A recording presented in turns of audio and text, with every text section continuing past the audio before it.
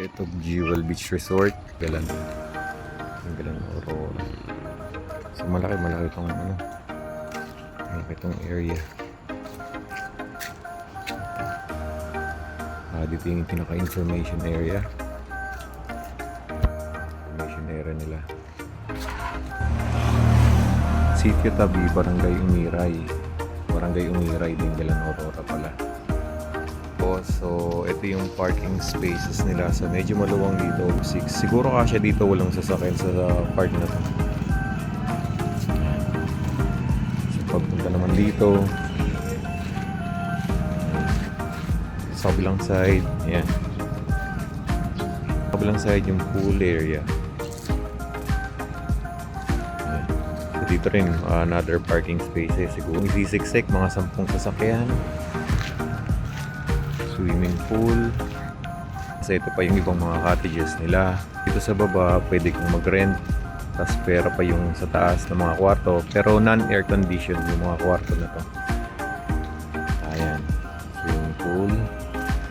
Tapos, marami ditong mga space. Kasi ito yung common kitchen. Common kitchen. Common CR. Sa dulo, shower. Sa likod ng shower na pinto, meron pang dalawang shower.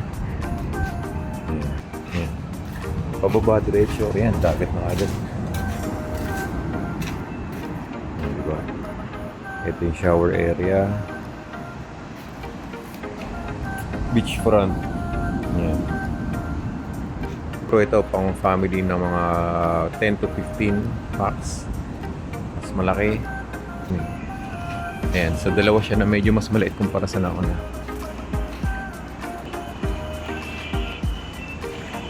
Ayan, tapos ito yung papunta dito sa dagat. Ayan, maganda, meron silang lifeguard tower. Yan, tapos ito. So dito sa taas, nandito sa taas yung kwarto namin, sa barkada room. Hanggang 20 katao. Sa baba niya, merong mga siguro good for 2 to 4 for family room. 1, 2, 3, 4. 4 na room sa baba. Sa gilid, meron po silang eto. Di pa tapos. Ongoing construction. Kasi ito sa gilid. Ayan. Sa taas niya, parang ganun din. Siguro barkada room din sa taas. Pero hindi pa tapos. Dito sa gilid, andito yung mga ihawan. Tapos meron silang common kitchen. Tapos ito pa sa kabilang side, ilang kwarto. 1, 2, 3, 4. Tapos meron sa taas, ganun din. 4 na room o 5 room sa taas. Yan. Ito medyo mas malaking room. Mas mahabang table para sa pamilya. Yan. Yan. So, yan ang kabuuan ng Jewel Beach Resort. Tapos pagpasok mo dito, yun, kita mo na yung room.